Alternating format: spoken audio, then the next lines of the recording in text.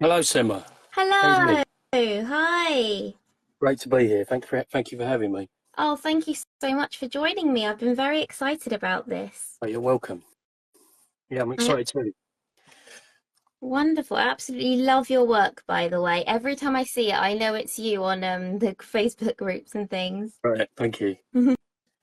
So, would you like to introduce yourself and tell everyone a bit about you? Yeah, sure. I've been working as an artist for about 8 years. Before that, I worked for about 20 years in IT. Mhm. Um, I was interested in art when I was younger, but nothing really kind of came of it. I mean, it's always been a lifelong interest and passion. Mhm. Um, yeah, and somehow I drifted into IT. So I travelled around the country, travelled abroad, teaching people various things. And just one day, I just had a bit of an epiphany. I was just sitting on a train one day going into London. The train was late, it was pouring with rain. Mhm. The Um, usual. yeah, and I just thought, I can't really do this anymore. And, I started looking at a few tutorial videos. I got myself some pencils, Mhm. and then it all kind of started from there, and that was about 8 years ago. Um, so here we are. That's so wonderful. And is it color pencils you started with or pastel straight away? It was pastel straight away, Sema. So Okay. because what happened initially is I had a request from someone to do a pencil drawing, Right. and I started doing the pencil drawing, and I thought, oh, this just is taking a really long time. Is there a Mm. better way to draw, is there a better way to draw animals? And so Yeah, I it searched takes on a you. while. Yeah, so I searched on YouTube, and I think the first set of tutorials I saw were those by Jason Morgan. Oh, yes. Jason was kind of like the pioneer, if you like. He's the one who kind of started using pastel pencils first, and I was just blown away by what you could do with them. So Mm. I kind of put my graphite away, bought some pastels. I think I bought a set of 60 Carbothello pencils, and I really never looked back from then. I just absolutely love them. Um, I like the flexibility, the range of colours, the fact that they can Mm. be laid. Uh, they really are fantastic, in my opinion. Mm. No, they really are. Like, I haven't actually tried pastel pencils specifically yet. I've just tried mixing pan pastels with my colored pencils. Sure. Yeah. No, I've tried pan pastels. I mean, a few years ago when I was a bit flush, I mean, I treated myself to the full set. Oh, Uh, that's nice. and they're really nice. Yeah, they It's the are. classic, art thing. You can never have enough supplies. Mm. Um, and in fact, it took me quite a long time to even get them out of the box because they look so beautiful arranged in all their colours, hues and everything. But eventually, I did get round to using them, and they were okay, but they just weren't for me ultimately Oh, because really? no, because I think for me it's because they just lack a little bit of opacity. Okay. Yeah, so they take quite a lot of work to get kind of good coverage, if you like, and Mm-hmm. I was finding I could get more of the result that I wanted just by using normal pastels. I mean, to give you an example, this is what I've done here. I mean, Mm-hmm. on this piece of Pastelmat, I just use it's white Pastelmat. I use white Pastelmat now almost exclusively, simply Oh, really? because, yeah, because you could put a very light layer of pencil over the top, and then just Mm-hmm. using a stiff brush, just use some isopropyl alcohol, and then you can create a tint on the paper of any colour you like. Oh, Um, I see. So I've been That kind of sounds doing good. that. Yeah, so I've been doing that ever since, and you can do it with your underdrawing as well. Mm-hmm. Just a very light layer of pastel pencil or soft pastel, and yes, I use the isopropyl alcohol because it dries quickly. Mm-hmm. Um, and yes, as I say, you can tint them any colour you want. So I chose purple today simply because the leopard fur, he's brown, which is kind of a dark yellow. So yellow is the complement of purple. So it will just create a bit of interest Yeah. Yeah. in those areas where the paper shows through. Mm-hmm. Yeah, definitely. Oh, that's very interesting. I didn't know about how you could create a tint for your Yeah, paper. yeah. So you don't lose any tooth of the paper at all. I mean, Yeah. you don't need a lot of pastel. I mean, this is very light. Because it looks very pigmented as well. I thought you were using Yeah, like grey Pastelmat or no, something. no, no, no. It's just. I think it's in fact this pencil, which is I think it's a Carbothello. Hmm. Yeah, this one. So very, very light layer, and then the Hmm. alcohol effectively dissolves it, and then you can spread it around the paper. I actually did a few. I mean, you can see. I just Oh, tried a okay. few different shades of purple just to see which one I like. That's the Ah, original white. okay. Is that Clairefontaine Pastelmat then? It is Clairefontaine, yeah. Hmm. Um, yeah, these are just some offcuts. I'm glad I kept my offcuts now, Sema. Yes. There's drawing Yeah. paper that size I wouldn't normally keep. Honestly, But I that's did. why I also like this book because I've got so many like scraps of paper from like things of cutting commissions and that kind of stuff. And it's like, oh, what can I use this for? Yeah, it's always good. I mean, because I mean, the thing that I'm not a particularly good person at doing, I'll be the first to admit, is I don't practice enough. I Hmm. mean, this is really honestly this is the first kind of thing I've really drawn in about a month. Oh, But really? yeah, well, over the past kind of few years, I've had to kind of get a couple of side hustles, Hmm. um, simply because of the economic climate that we're in at the Hmm. moment. So I've gone back to teaching again. I've just had a few little teaching jobs here and there. Some Teaching I think, art? but yes, it's about 50-50. So I've been doing some kind of mentoring, kind of one-to-one. I've done some work with art clubs, art Oh, societies, brilliant. art groups, and that's quite steady. I've got another one I think next month. Now they're actually a client that I went to see last year, so that's going on. And like I said, because I've had that to do, my drawing has kind of fell by the wayside somewhat. Yeah. Um, but I still love doing it, and I've actually got a commission that I've just started work on today. In fact, Oh, tell me what um, it is. yeah, I mean it's the first commission I've had in quite a while, but it's actually quite a complex one because I have to um, bring together three separate photographs. Oh, okay. Um, it's a dog and two cats, Hmm. and the thing is, the two cats were photographed indoors and the dog was photographed outdoors, so the lighting's Uh, all completely different. yeah. Um, I've had to bring all my kind of years of experience with Photoshop to bear, Hmm. um, trying to get everything to match up and everything. And yeah, I think the final thing I did this morning took me quite a while because I had to remember how to do it. I had really wanted to get the cat's tail to kind of fit into the picture. It was kind of drifting off the edge of the page. So I Right. remembered how to kind of you can kind of warp things in Photoshop. So I got the Yes. tail and I managed to warp it round and things like that. So I've sent it off to the client now, just to like a mock up. Yeah. And as soon as they approve that, then I can get cracking. Oh, that's fantastic.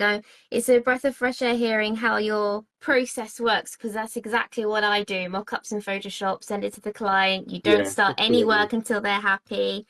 Like, it's just so important not to basically waste your own time, isn't it? With, Absolutely, yeah, yeah. I mean, you kind of learn that through experience, don't you? I mean, I've learned that through yeah, experience because then it's better for you, it's better for the client. If they need any kind of minor things changing, you can do that. yeah. So And they know their pet best. I So do. if you think that that's a really nice composition, they might not necessarily like that. So it is important to keep asking their opinion, isn't it?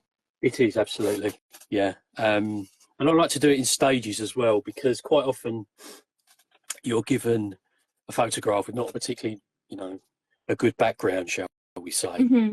Um, so rather than kind of worry too much at the background at the start, I like to kind of say, well, let's get the composition Yeah. right first. These are our subjects. That's the most important part. And then we can worry about the background afterwards. So as I say, a very, very rough version of the composition, which they Hmm. now had.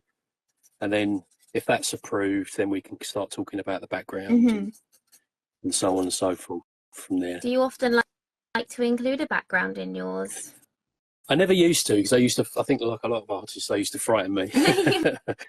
um, but now I put them in all the time. I don't Mm, really think a portrait's complete without one, really. mm. It definitely feels like something's missing, doesn't it? Because I do It does. backgrounds all the time now. Yeah, yeah. I never thought that initially. Um, simply because I used to spend so much time on the portrait, and just the fact that I have to do something else that's actually bigger than the subject with just as much detail was just kind of too daunting, if you like. But you know, we evolved, don't we, as artists? So now, you know, I really couldn't do without one. I feel I have to put one in, even if it's just like a basic tone. You know, Yeah, like kind a of like the way gradient or I've tried. Yeah, something. yeah, just something like that. You know. No, that's really lovely. Yeah, I definitely got to the point where I felt like I wanted to challenge myself more as a pet portrait artist, which is why I started adding backgrounds and specifically asking customers and clients if they wanted backgrounds in. So I do try and put them in all the time now, unless they specifically don't want them. Yeah, no, I'm the same. I just think, you know, it kind of ties the picture together because, you know, quite often a client I found will have kind of like a favourite location that they've been to, but they won't have a picture of their pet necessarily at that location. So it kind of makes the portrait more memorable, if you like, for them. Oh, definitely. Yeah. That's really nice. How's your drawing going? Mine's okay at the moment, I think. Are you Yours starting is colour? looking great. Yeah, you've got good sketch in there. So I'm a bit rusty and I haven't warmed up either. I like to kind of do a little bit of a warm up first, but Well, this is your warm up. This is your little I suppose this practice. is, yeah, yeah. I think this is a fantastic idea, actually. So I'm really excited by it, actually. I mean, because these little 7x7s don't take a long time to do, and they just keep, you know, Exactly. keep the practice kind of going. Yeah. Oh, I'm so pleased you like it Yeah, because I right. originally created this idea for myself Yeah, because I couldn't find the time to practice. I felt like everything, like, you know, when I thought of something for myself, I think of a big piece, and then I'm thinking, well, I don't have time to create a big piece. I've got a load of commissions to do and other stuff, and it just kept being put off, and then I wasn't practicing anything different. I wasn't creating anything different. Like, this is literally the first time I've ever done a leopard eye in 8 years of being an artist, which right. sounds, you know, crazy, as an animal artist as well. So I literally didn't have time to do anything outside commissions. So I thought if I did just small little sections of things that I find interesting and textures that I've never done before and animals I've never done before, then that would be a really good way to practice and enhance my skills. And it really did make me fall back in love with color pencil again Right. because I Okay. wasn't, yeah, I just felt a bit stuck with it because I was drawing the same things over and over again, you know? Mm. No, that's quite interesting. Mm. Because I've kind of done the same thing with oil painting in a way, because I'd love to learn oil painting. I mean, I've dabbled, I've done a few pieces, but I bought some canvases Mm-hmm. and I was just kind of overwhelmed by the size of the canvas. You know, Yeah.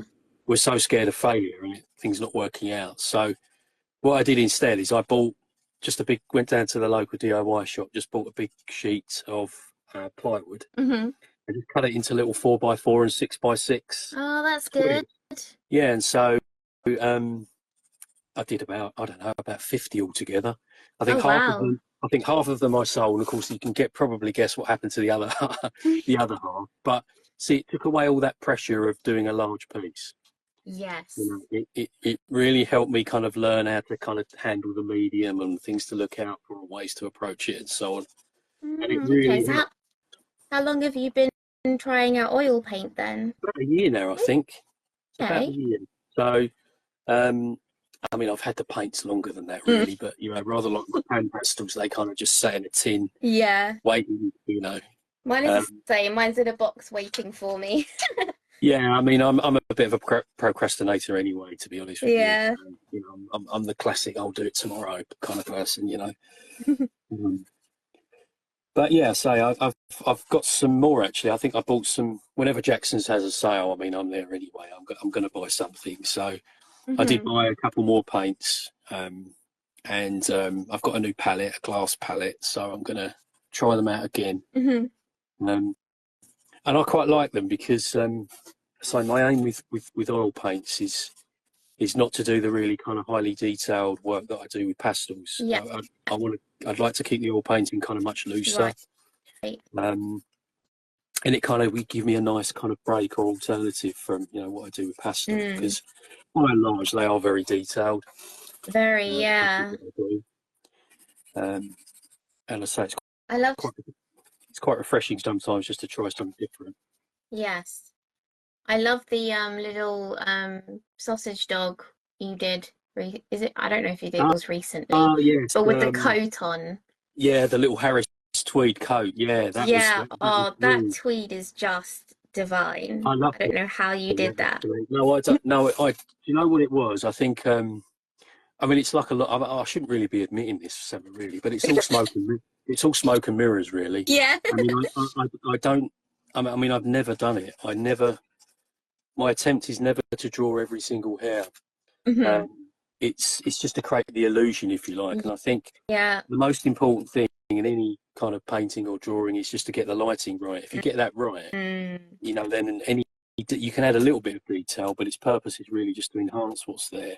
hmm So with that tweed coat, um, I think I can remember what I did is I created kind of like a patchwork of colours, Right. and then I just because if you look really closely at the texture, it's kind of really wiry and kind of haphazard. The kind of strands seem to go everywhere. So that's the Yeah. way I approached it.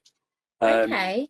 I didn't really kind of try and pay too much heed to, because it wasn't fur, you see. Mm, Fur's mm, quite ordered, isn't it, and quite structured. But I mm. tried to avoid that and really just did kind of random kind of wiry hairs. I had to do a few layers, but it actually turned out quite well. I think in the end, I was very pleased with it. Yeah, it was really beautiful, really captured the feel of that warmness and you feel like you could feel the tweed. Yeah, no, I was really pleased with that. That's one of my favourite pieces, I have to say. Um, Quite a sad story though, actually. The owner of the two dogs, because she has a sister Hazel who are also painted. I haven't posted her picture yet. They both passed away quite recently, Oh, so it's always adds a little tinge of sadness, doesn't it? But you feel so kind of honoured, if you like, to be able to yes. memorialise them in that way. Yeah, very, very honored. It's also quite sad when I've had a couple of instances where I'm literally drawing the portrait as the pet passes away, Right. and it's just so sad. But the owner is also so happy that they commissioned me before the pet passed, so they could have that. Yeah. No, I mean, it's inevitable, isn't it? It's going to happen. But Yeah. So tell me more about your artwork. Like, do you do competitions or have you tried to do like gallery expeditions or anything like that? I've tried competitions. hmm I mean, when I first started out, the usual kind of track. I went in for the David Shepherd Yeah, okay. award. I did that for a few years. Um, it was okay. Fantastic calls, of course. Yeah. But I just kind of lost interest, really. I mean, I still donate what I can, but I just do it via my own way rather than do it directly via Yeah. competitions. Um, Okay. I got in last year to the exhibition of wildlife art. Ooh, Um, that's the one that's held. Is it somewhere in Lancashire or Cheshire? possibly. I don't So actually remember. I've done that. They've sent me an invitation to do it this year as well. But to be honest with you, I don't think I'm going to be able to get anything done in time. Mm, Um, as far as exhibiting goes, it's mainly just been locally, really. Where I live in Kent, there's quite an active kind of art scene. Um, and so there are a number of art societies. There's quite a good art kind of department in the local council. And every hmm year they have like an arts festival. So they kind of take over various venues in the town, and artists can display their work or do demonstrations. Um, for the past few years, I've been down at the local market, and the stalls there are giving us we're temporary kind of stall holders, if you like, and we can Right. put work out there and do prints and stuff like that. Oh, that's I've exciting. also, yeah, no, it's good. It's good. So it runs every year. Doesn't cost anything to attend, and it's one of those things. It's it's kind of like a long-term thing. It's great to have these events, but very rarely do you make any money or sell any work while you're there. Right. But you do give out lots of business cards. So, Do you you know, find people contacting you after then? yeah, quite often, yeah. Yeah. So that's the thing. You have to give out. I mean, my kind of logic behind it is, you know, if I give out 100 cards, even if just one of those people comes back to me Mm. with it, you know, then it's kind of worthwhile, if you like. Yeah, definitely. Rule of 100. Right, let's do some blending. I don't know if you've seen these things before. I started using these. These are great. Oh, no, I Um, haven't. they're I called. normally use this soft tool for blending. Oh, okay. Yeah, with the like the pan pastel tool. Yeah. So what's Yeah, that? Is that like rubber yeah. or something? It's a silicone tip. They're called color shapers. Right. All comes in different shapes and sizes and kind of firmness. But it just gives you a little bit more control because of the very fine point, and Yeah. they're a little bit more Oh, robust than the and they come in different sizes. different sizes. Yeah, I mean, I've got you know how it is. As I say, you can never buy just one. Yeah. So I've got, you know, loads, but Oh, and but lots of different shapes, shapes. yeah. But to Okay. be fair, I do use them. They all have their kind of purpose, if you like. Hmm. But kind of like the square ones and the pointy ones are particularly good for things like fur. Yeah. You know, because obviously fur is kind of pointed, and you can create, you know, the little lines, the little blends, and so on. Okay. And you just get that little level of control that you can't get with a finger Yeah. or anything else. What brand is that again? This one is Royal Sovereign. Okay. I think you can get them at the colour pencil shop, or I think Colin Bradley Art. Okay. Colin Bradley, he's a pastel artist, but he's got a shop as well, and he does them as well. So Okay. I wonder if you can get them on Jackson's Art Supplies as well, I do probably. actually, but they're much more expensive, I think. Oh, okay. Um, yeah, because I I had a look the see. other day, Ah. Oh, very interesting. I've never seen those before. and it saves you Or fingers maybe I as have, well. but it looks like a brush. Say they're great. Thing with pastel is when you first put those first couple of layers down, it just generally looks pretty awful in my opinion. Yeah, the ugly stage. Then you know it starts to kind of take shape. Mm. I've tried using color pencil on Pastelmat as well. I actually did yesterday. Um, and I do find it just takes such a long time to fill in It the does. tooth. Yeah, well, I use the sanded papers as well. I don't know if you've ever seen those. Have you seen the proper sanded papers? No. It's essentially sandpaper, Right. um, and it comes in a variety of different grades, rather like sandpaper. Um, Just go and to home base and buy some yeah, sandpaper. there's a couple of manufacturers. I think the most popular one is by an American company called UArt. Okay. And I bought a couple of sheets of it, and it's great. It's different to Pastelmat, but I find that you can't get quite as much detail. Because The it's pastel so moves rough. about because it's so rough, yeah. But the colours seem to be more vibrant on it. Okay. I That's think interesting. that's the general rule. I think if the coarser the paper, the more vibrant the colours can be. And Mm. there's probably a technical reason for that. It's probably to do with the way the light is scattered or something like that. I mean, I don't know. I'm Mhm. guessing, but no, I've used those and I really like them. And they're also like Pastelmat. You can use kind of like water or alcohol on them. Mhm. So if you want to tint them, or you can do things like that. Oh, okay. Very interesting. No, I like this tinting idea because then it sort of stops you buying a pastel mat in every color, I That's suppose. right. Yeah, it's a kind of unnecessary, isn't it, in a Yeah. way, because you're limited if you like. I mean, you can buy I don't know how many colours there are now, but you're kind of limited, aren't you? Yeah. Yeah, you're definitely limited because I was thinking the other day, oh, I'd love to have because I quite like to do a contrasting color of pastel mat and then put my drawing over the top. That's what I've been playing with lately. But I've only got like some greys and some yellows at the moment. Right. So I can only really do like blue things. You know what I mean? Yeah. No, I say I only use the kind of white now, but I've been reading through from some other artists that it's been having some quality issues recently, Pastelmat. Yes, I've So, heard that too. so I don't know what's happening there. I mean, I got some from Jackson's last week, and that's all okay. Hmm. But I mean, a lot of the problems that have been mentioned. I mean, I've I've had paper like that, but you can just use some gesso just to go over it. You know, like artists use on canvas. Yes, yeah. You just use something like that to, you know, go over any imperfections or problem areas, and then you can just use it as normal.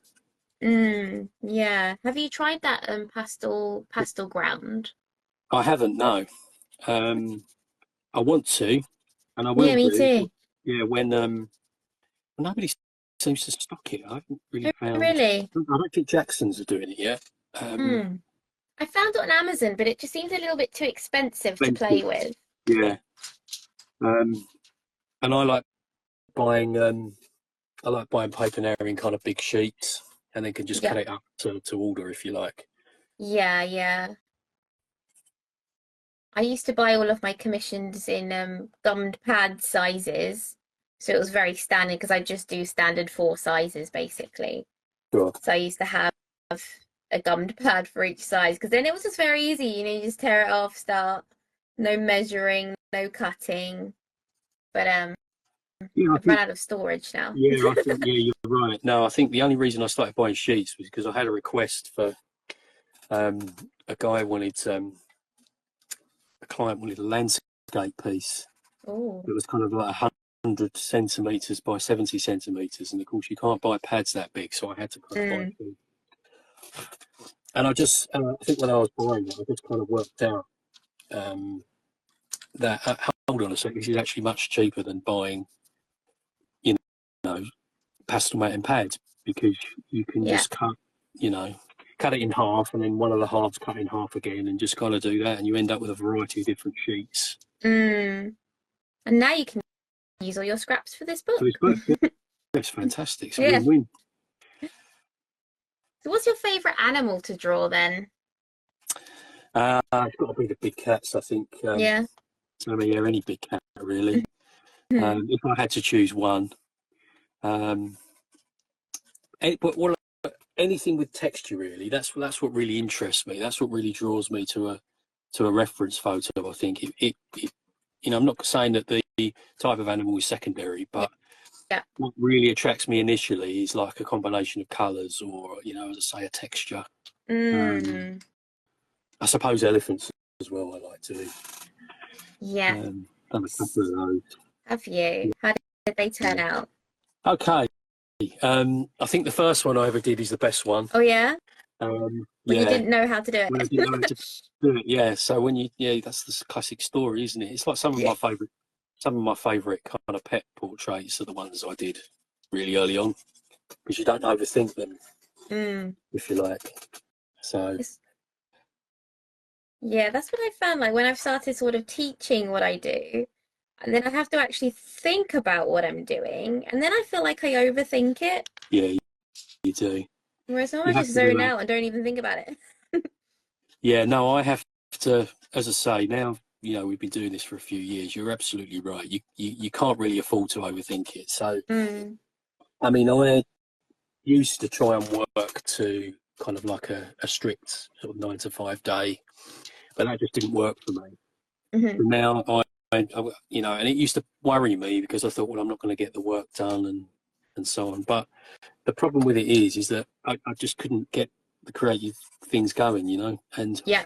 more often than not, I'd end up with a piece in the bin because, you know, I was kind of forcing myself to do it. So Mm. now I just kind of naturally let it take its course. So, and for me, quite often, to the frustration of everyone from my family, it's quite often quite late at night.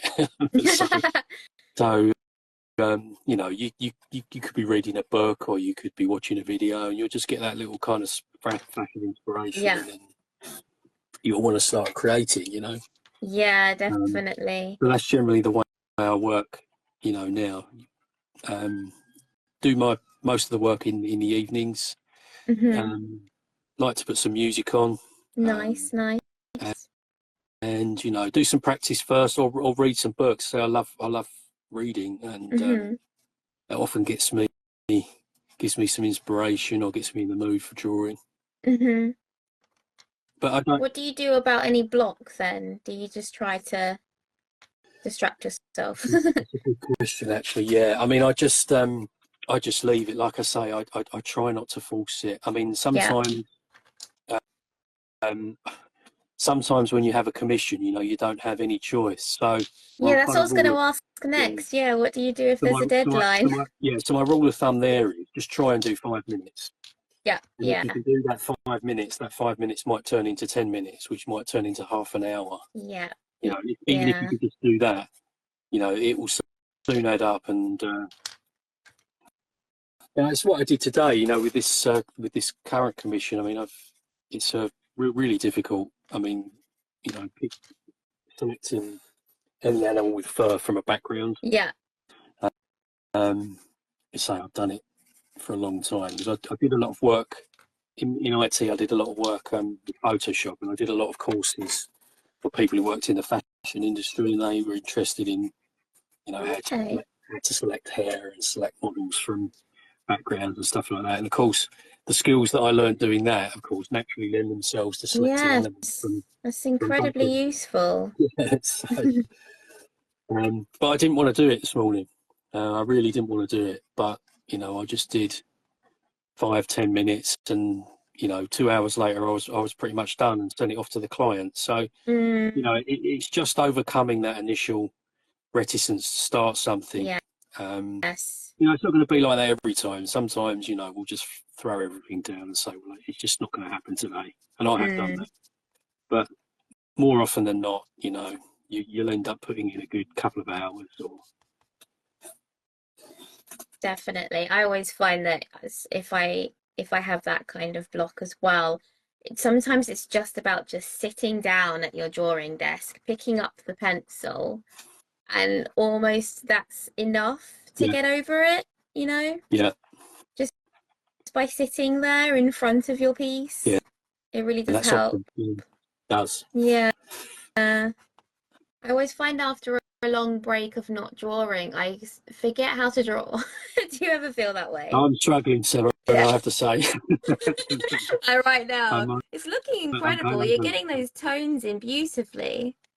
Well, that's I mean, I'd say that's the thing I kind of focus on. I mean, if you could see me now, I mean, I spend most of the time just squinting. Yeah. Because all I'm really trying to do is just get the light in areas, you know, looking at big shapes, big light areas, dark areas, and getting those in. As I say, the kind of detail part is kind of extra. It's just the icing on the cake. True. Yeah. I always like to get the eye in first. Oh, that's my little treat, the eye. I like to do that at the end. Oh, do that you? Little highlight right at the end. Yeah. I couldn't wait to the end. I have to do it first. I know. well, little bit by little bit then. I mean, yeah, I'm just dying to put that highlight in. Yeah, sorry, I already put mine in. So yeah, I can see what you mean by like getting in all those lights and darks first. Yeah, I mean, blocking them in. Yeah, you can also see I've left some areas of that purple showing through. Yes. I've deliberately not gone over them because I just think it adds a little bit of interest. Definitely. Because black, you know, is just like a dead colour. It will flatten anything. So yeah, I try not to use it unless I absolutely have to.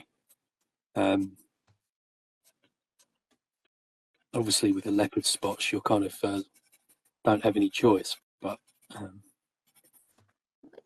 what's this I'm using?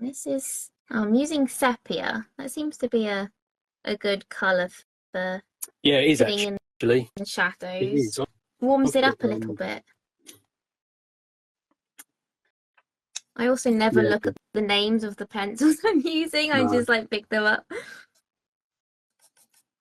It's just. I mean, I've actually got a little kind of side project on the go at the moment because I see on a lot of the Facebook groups, you know, a lot of beginners are worried about choosing the right colours and so on and so forth. So again, just from my background in IT, I did quite a lot of programming and development. So I'm working on a little utility where you can upload a reference photo. Right. You click on an area and it will tell you the pencil that's closest in colour to it. Wow, that sounds Um, fantastic. but it's at the moment it's suffering from what's called scope creep. So the things that I initially wanted it to do and the things that I keep adding to it just keeps Right. growing. Because it's a huge job. Because obviously I need The all the data of all every the pencils. pencil. I need all the Yeah, pencils, and then I need to scan the swatches of all the pencils, convert that right. into you know color values, and then Hmm. write the code to match that to what's in the reference photo. But it's happening. When it will be finished, I don't know, but it's happening, and What hopefully are it'll you be. using to write this code? At the moment, I'm doing it at the moment in Excel in Visual Basic Yeah, because okay. it's very quick and I just know how to do it there. Yeah, But I'll yeah, probably translate it over to Visual Studio and use something like C or C sharp at some mm, point. But just to right. kind of fleshing it out, if you like, I'm gonna start by using that to say because that's what I know. Yeah. Um, No, that sounds really exciting. You'll have to let me know when you've done I it. will. Let everyone know. Well, that's the goal, really. Hopefully, it will be. Once it's done, it will just generate its own income. I can just sort of put it up for sale on my website or somewhere like that, and then see what happens. Yeah. No, that sounds like an incredibly useful tool. I've made very basic tools. Like I made the pricing tool generator. So you put in like Oh, the right, yeah, height and width and stuff of your canvas and hours it took to create it and all that kind of stuff. And then it like spits out what an approximation of what you should price it at. sure, yeah. So I found stuff like that quite I fun to Yeah, create. I used to really struggle with that. I mean, Mm. pricing work, but It's a big struggle, but I think it's mostly a confidence thing rather than a skill thing. yeah, no, I agree. Um, but now it's just a formula for me. I mean, I used to try and think of various kind of convoluted ways of trying to come up with a price that I thought was acceptable. But in the end, I just kind of now it's all based around kind of inches and square inches and so on, and that just works. For Yeah. me, I don't try and make it too complicated for the client in that. There's no kind of what's the word? Different kind of pay structures if there are multiple subjects or you want to include a background and so on. Mm. I mean, I've kind of dispensed with all that and just have it based on square inches or Yeah. linear inches. Yeah. Um, Keep and it then simple. yeah, and then whatever you end up with, you just kind of use a number to multiply that by to get your final price, if you will. And I'm happy with it, and clients seem okay with it. So Mm. Yeah, because pricing is very personal as well. So you can, try and follow somebody else's structure, but at the end of the day, you got to do what you're comfortable with and what works for you as, I guess, a business owner as well, selling your own artwork.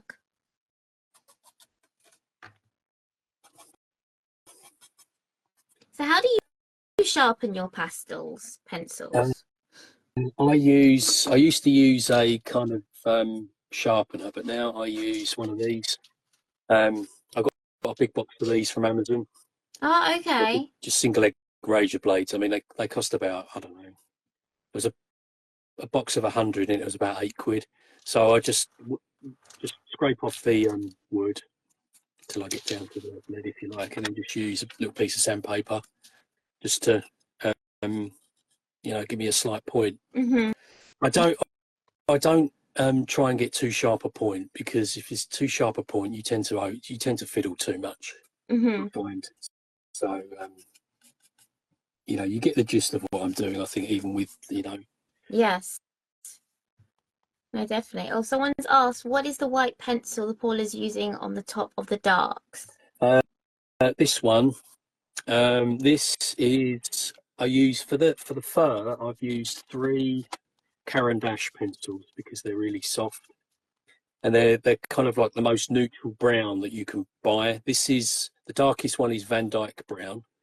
This one is French grey. I think it's French grey 50%, and that's I French love a grey. French grey. And that's Yeah. French grey 10%. Yeah. So they're the three I've used, and I've used this is a Carbothello. I think it's a dark ochre. That's just to add a little bit of warmth to the fur here and there, just glazing a little bit of colour over the top that I can see. And quite often, I mean, I'll just add it for the sake of it, not because it's there, because I just think it adds a little bit of interest. You know, sometimes it works, sometimes it doesn't work, but there we go. Yeah. It's all about experimenting. Definitely. Yeah. I think that's what I like to tell beginners is there isn't really a right color, I'd say, No, because also everybody sees different colors. you're right. But Well, like, I so mean, I might see a purple and you might see a blue, but you know, they're very like similar, but we'd choose different colors. Like, I think even when you just read out all the colors you're using, I'm not using any of those no. colors that you're using, but our things still look, you know, similar. So I think Well, there I mean, isn't I really think a you're right color. absolutely, yeah, I think you're absolutely right. Value is more important. So how bright or Mm. dark the colour is. If you get the value right, then you get some leeway with colour. Yeah, Um, definitely. there's a saying, isn't there, that value does all the work and colour gets all the glory. So Ah, because we're kind of, that's you know, good. that's the thing we're kind of drawn to, isn't it? Colour, but in any kind of great work of art, it's the values, the darkness and the light that you know, make it appealing, I think, Mm. as well. Yeah, definitely. It's all about the values, isn't it, for making it look realistic. Yeah, as I say, I spend most of my time squinting at the reference, so I can go a bit lighter now. I think Mm. I might. I try not to. That's another thing I try and do. Is the temptation is to try and rush and go too light too quickly or too dark too quickly, but I try and hold back Mm. because if you go to white straight away, there's nowhere else you can go. Yeah, If that yeah. makes sense. Um, I guess so because you're using I'm holding it. pastel, you can layer what light over dark. I'm using color pencil, and I can only really go the other way, so I layer dark over light, so I can't go dark too quickly. Otherwise, it's very hard to recover from that. Do you I've seen a few artists use that technique in emboss. Do you? Yes, yes, Yeah. I use an embossing tool. I mainly use it just for the whiskers because I don't really like having a load of dents in my paper. But if there's very like bright whiskers, I'd use it for the whiskers or like the little eyebrows and that kind of things on a cat or a dog. Um, but yeah, I only use it for like those very bright white areas. How about you? Yeah, well, I've got the Caran d'Aches again are fantastic because they're that little bit more bit softer. Hmm. They can layer over other pencils really well, and you'll still get quite a bright colour. So Yeah. I haven't got them with me now, but there's about 3 or 4 whites that Caran d'Ache do, and they're very slightly tinted. One's Pastel tinted blue, ones. yeah, one's Ah, tinted blue, one's tinted yellow, and I think there's another one that's red. And I use those for those whiskers and things like that. So ah, okay. That sounds so there we nice. go, going in with the white. So Yeah. I love Caran d'Ache, Luminance White. I use that all the time for whiskers and going over everything. yeah, they're. I mean, for once, I think they they have a reputation for being very expensive, but I think it's justified. I think they are worth the money. To be Definitely, yeah. honest. Do you suggest getting their pastels then? Are those your If you're favourites? if you're a beginner, I'd recommend either the the full set of Colourfellows or the full set of Faber Castell. And once you're happy with those and familiar with those, and you just think you feel, well, I need a few more colours, then maybe expand out into the Caran d'Ache, maybe. Mhm. Um, I mean, the reason I started getting them is simply because they have a couple of colours in there that I really like the look of. Mhm. There's some, Yeah. I think there was one called Violet Grey, a really kind of pale greyish purple Mm, that I that really sounds like. good. Yeah, I like lots of warm and cool greys. I find like I use them all the Yeah, time. they're very kind of underestimated greys, I think. Mm. Um, Because I find that Faber-Castell has a really beautiful range of greys. they do. The colour pencils. Well, again, I bought on an impulse. I bought the full set of polychrome. Are they Oh yeah, polychromos, polychromo? yeah. Yeah, impulse buy. Do And you use them? Do they get used? no, I think I sold them somewhere actually, or Oh, or okay. they're, or they're languishing in a storage box somewhere. But they were beautiful. I did a couple of pieces of work with them, Mm, and I remember the greys were beautiful. Yeah, because there was a mm. set of about 6 warm greys, and then there's about similar of cool greys, isn't Yeah, there? yeah. It's 1 to 6 of cool and 1 to 6 of warm. Yeah, I use them all the time. I have to keep, I think the greys and probably the whites and blacks is what I have to keep repeatedly buying. But I did buy the full sets of everything. Oh, I have to. I mean, 'cause Yeah. I talk myself into it. So, well, it's only another 10 Yeah, quid, or that's funny. I mean, it's not a cheap proposition anymore. I mean, a full set of Caran d'Ache, is it? Let's be honest. No, very hesitant to buy, especially if I'm not sure if I'll like it. I'd like to buy Yeah. a few separate ones first, try it out. Uh, mm, still looks a bit flat to me. So, Tell me more about your plans for your art then. Like, what are you sort of doing at the moment? Do you have any big projects or are you just doing um, commissions? well, I've kind of, the art kind of went off the boil for 2 years. I mean, I've only just come back onto social media. I was off social media for a couple of years as Hmm. well, and just kind of rethinking everything. Um, but I'm getting back into it now, and yeah, I do have plans. So I want to be much more active in terms of kind of things like YouTube, Yeah, um, even if it's just the kind of thing we're doing now, or it's how-to videos. yeah, Um, but the thing with it is everybody's doing these kind of videos, so I'm trying to think of things that would make what I do a little bit different. mm, So as I say, I've got a lot of experience with Photoshop, and it's things that I do, and it's just second nature to me. And I'm sure that some of it would be useful to other artists. So I'm mm, looking at doing a series of Photoshop, basic Photoshop skills for artists. yeah. How Like you prepping mock-ups and things prepping like that. That sounds really mock-ups, useful. preparing images for print, adding, correcting, color balancing, um, combining multiple images, that kind of thing. Probably digital artists would be interested in that too. Oh yeah, yeah, yeah. Oh, that's something else I've tried to get in as well. I mean, that Oh that yeah. justified my iPad purchase. Oh yeah. I bought myself an iPad just so I could try Procreate. Yeah. How did that go? What did you think? Um, it's great. I try and do something when once a month, or if I've got 10 minutes or something like that. But I'm just finding it really hard to get into. Right. Um, but it's like anything, I need to persevere with it. If I persevere with it, then I'm sure I'll start to enjoy it a lot more. Mm, no, definitely. I haven't tried digital art yet. I think there's still a lot of physical art that I want to practice first. Yeah, so for me, it's oil painting first. Mm, Um, the last little thing I'm working on at the moment is because I've looked at my kind of directory of all the work that I've done over the past 8 years or so. There's over 200 paintings there now. wow. So um, I thought, I've thought about it for a while, but now the means to do it are actually much more available. Of creating a book, a nice kind of like coffee table book Oh, of all like my nice. favourite kind of works. It used to be the case that for something like that, you had to go down the route of something like Kickstarter Yeah.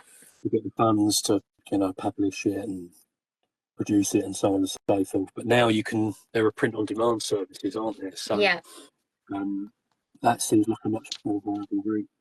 Is it like a book for all your commissions then, or is it your private It's collection? mainly going to be, I think it's mainly going to be the wildlife work that I've done. Okay, yeah. But I will certainly include some commissions, I think.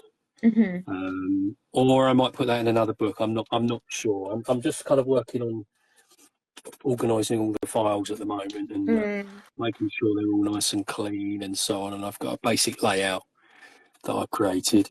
Yeah, well, that sounds really lovely. It's very similar to what I'm also doing, which is yeah. So hopefully that'll be done, this year. I'm hoping. yeah, that sounds lovely. I'd love to see it when it's done. I'll send you a copy. Yeah, oh, great. Now I'm also doing the same thing. I'm trying to do a coffee table book type thing of all my commissions because I've done over 300 now. Right. So it'll be nice to see them all in a Yeah, book. because each one tells a story as well, doesn't it? I mean, there's things to talk about Exactly. as well. They're not just kind of nice pictures to look at. I mean, I've got tales of some of the wildlife pieces I've done. Oh Like yeah. my one and only experience with vellum paper, Oh yeah. for example. Yeah, have you used that? Do you know about vellum paper? What's It's Strathmore vellum? sorry, not vellum, velour, Vella. Oh, Hahnemuller velour. oh, okay. No, It, I don't. it's a pastel paper. How do you describe it? It's a bit like it feels like material. Oh, It's very weird. okay. I tried it, but the thing is, it requires a completely different approach. So what I did is I just kind of slapped the pastel on the way I do, with a bandel and layered it and so on and so on. Yeah. And as I was walking away, my foot caught the corner of my, what was a drawing board at the time, propped up on a table, Right. and everything fell over, Right. the drawing board, the piece, everything, and Oh a no. huge cloud of pastel dust went up into the air. And yeah, I just stood there kind of gobsmacked for about 30 seconds. Oh my And then, God. yeah, as the dust was settling, everything was getting covered in pastel dust. I essentially had a blank piece of paper again. Oh Uh, no, it just so all the came difference, off. it all comes off. With velour, you have to absolutely kind of rub it in as if your life depends on it, Really? which Oh which no. I didn't appreciate at the time. Oh Um, no. so, needless to say, I've still got half of that sheet still in my portfolio somewhere. Didn't really use it again, but some artists have used it. I mean, I know Emma Colbert used it, hmm and she's done beautiful work with it. But you have to be more patient and methodical with that, especially with your blending. Right. Okay. Make sure you really push it in then. Yeah, yeah, Oh no. yeah. So What a yeah, shame. I think I redid that piece on Pastelmat in the end. Mm. Well, it's fun to try new surfaces though, because you never know like how it comes out or how it changes your sort of technique and style. I feel like my style is slightly different depending on what paper I use. Yeah, no, I would agree with that actually. I tend to paint much more loosely on the kind of sanded papers. Mm, Um, yes. and I say I quite like that. It's a couple of wildlife pieces that I've done where I haven't, in fact, used pencils. I've just used kind of pastel sticks. Right. Um, and no, it's great. It's quite refreshing. It's quite, to change things up like that once in a while is great. Mm, We'll always come back to pencils though, but but say using the pastel sticks once in a while is great. yeah, I think it allows you to be a bit more like expressive as well. Yeah, see, I like that. I think, I mean, I don't know if I'm alone in this kind of evolution, if you like, but when I was kind of started out, I just loved detail. I mean, and I still do. But Mm. as a kind of artist, I essentially, I mean, for want of a better phrase, I just got bored of it. Yeah, bored of It's doing all of the great. detail, yeah. Yeah, it's great, but it's so time consuming. Mm. And so, I try now to introduce that little bit of looseness. And whereas before I might have kind of focused on an area, for like an hour, to get it absolutely identical to the reference. Mm. Now I'll just spend a few minutes, and if it looks vaguely, like it, then great. Yeah. But as I say, for me, it's kind of like an evolution. Yes. From that kind of tight detail work into something a bit more, loose. If that makes sense. And I think that's what makes you more of an artist, because you're not supposed to be a photocopier. We're not trying to copy every detail. We're trying to give our impression of what we see in the Exactly. picture. Exactly. Yeah. And I never really understood that. Mm. The artists that I love, and the artists I really envy are the artists. You can do these incredible oil paintings in like a couple of hours, and they're just as realistic or give a convincing impression of realism than someone who spent Yeah.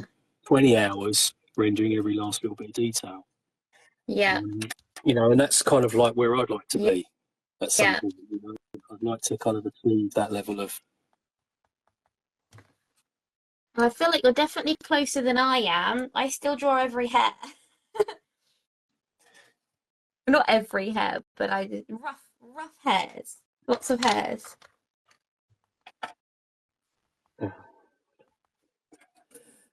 So all my pencils started off in a box. Now they're all kind of spread all over the desk. Yeah, I keep dropping mine on the floor. Oh, time is up, Paul. Oh wow, that's gone so quickly. Very quickly, Yeah. hasn't it? Just 1 hour, but we've both got pretty far. That's great. It's nice to see what you can do in an hour, isn't it? No, I've really enjoyed it. It's been fantastic. Thank you. Oh, good. I'm so pleased. I hope you do carry on with this book and share your progress. I will, definitely. Yeah, it's a good way to just get in there a bit if you haven't done it in a while. Oh, I agree. So I've really enjoyed it. Yeah, it's okay. I'm quite happy with it. I love it. It's okay. I feel like the colours are exact on yours. Yeah, they're pretty close. I mean, that's something that I've kind of learned, if you like. I mean, I used to really obsess over that. I mean, I still do it. I mean, I did one of these before we started. Oh, yeah? Just a little swatch thing just to check. Nice. But I never do that. I should probably do that. These are my kind of first choices of colours anyway, so it's almost redundant. Yeah. Yeah. So that's something that I've kind of learned over the years. I can just pick a colour and, generally it's in the right ballpark, if you like. And again, it's just so nice to see, we're both, two artists that have been drawing for the same amount of time, and we both use the same picture, and it both comes out differently. But still realistic. It's nice to see the styles are different, isn't it? Oh, it's great. Yeah. I don't know about you. As soon as I leave it, I'll start to see things that are wrong with it. Don't ever look at it ever again. That's the key. Yeah. Yeah. Well, please do send me a picture of it when we're done with this chat, because I would love to share it. And thank you everybody else for joining us today. It's been wonderful. If you're not already, please go and follow Paul. And if you want a practice journal of your very own, you can get it from learnmycraft.com. So we've been drawing from this African wildlife edition, and we did number 99 today. And on learnmycraft.com, you can also watch a few tutorials, some more episodes of this podcast, and you can go to YouTube to watch this episode with me and Paul. So thank you so much, and see you next time. Thank you, Paul. Cheers, Sema. Bye-bye. It's been a pleasure. Bye. Take care.